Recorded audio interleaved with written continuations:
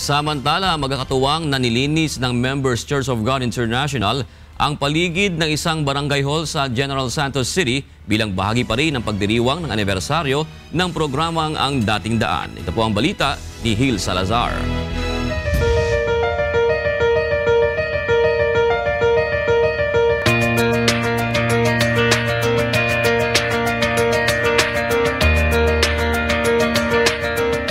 Bilang pakikiisa sa pagdiriwang ng ika-34 na taong anibersaryo ng programang Ang Dating Daan, tinungo ng grupong Members Church of God International General Santos City Chapter ang Barangay Baluan na isa sa pinakamaliit na barangay sa syudad.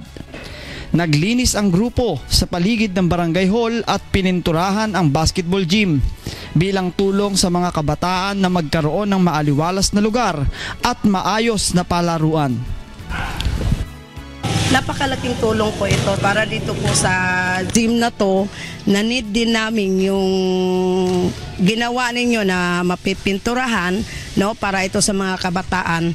So super laking pasalamat din namin yung 34th anniversary po ng Ang Dating Daan na kami po yung napili nyo. Sa ika-34 na taon ng programang Ang Dating Daan, kasama po ang MCGI Gensan sa pagbibigay ng serbisyo publiko sa ating mga kababayan.